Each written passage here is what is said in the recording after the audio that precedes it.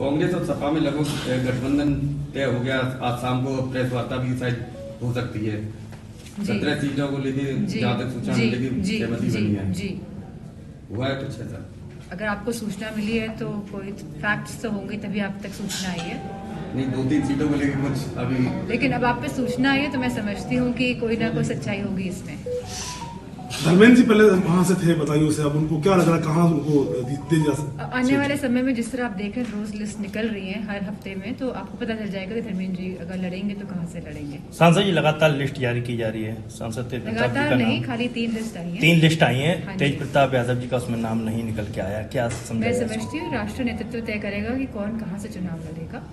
और राहुल गांधी ने एक बयान दिया है कि यूपी के युवा जो हैं वो रात में शराब के नशे में सड़कों पे यूपी के युवा जो है वो शराबी है, रात भर सड़कों पे मतलब डांस करते हैं।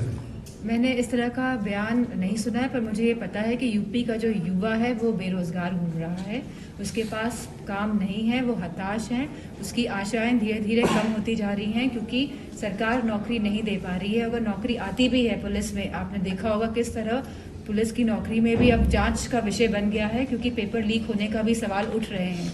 तो मैं समझती हूँ, और जो यहाँ पे $1 ट्रिलियन इकोनॉमी की बात हो रही है, जो यहाँ पे डिफेंस कॉरिडोर बनने की बात हो रही है, जो यहाँ पे इन्वेस्टमेंट समिट की बात हो रही है, जहाँ कह रहे हैं कि लाखों करोड़ रुपए उत्तर प्रदेश में आ रहा है, तो अगर उत्तर प्रदेश में इस तरह का कोई भी इन्वेस्टमेंट हो रहा होता तो मैं समझती हूँ कि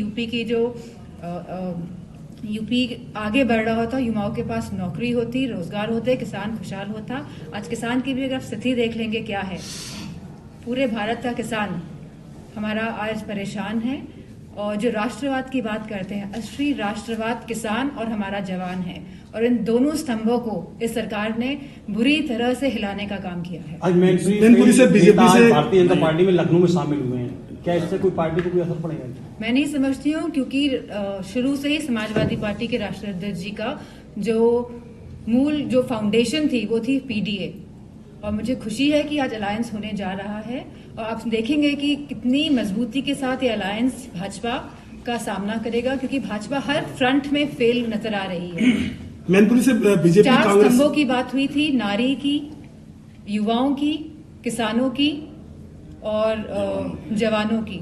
तो मैं समझती हूँ कोई भी खुश नहीं है, और स्पेशली जो ये अग्निवीर योजना लेके आए हैं, जहां हमारा गांव के किसान के बच्चे फौज में जाते थे, जहां अर्थव्यवस्था सही होती थी हमारे गांव की, तो उस सब को बर्बाद करने का काम अगर किसी ने किया है तो 10 साल की केंद्र की सरकार और लगभग 7 साल की उत्तर प्रदेश की सरकार ने किया है। केशव प्रसाद जी का नाम आ रहा है बीजेपी से, मैनपुरी से केशव प्रसाद जी का जो है नाम बताया जा रहा है लोकसभा चुनाव लड़ने के लिए। मुझे नहीं पता है। और सांसद जी किसान लगातार कांग्रेस ने पोस्टर जारी किया है जिसमें राहुल गांधी को श्री कृष्ण दिखाया गया और अजय राय को।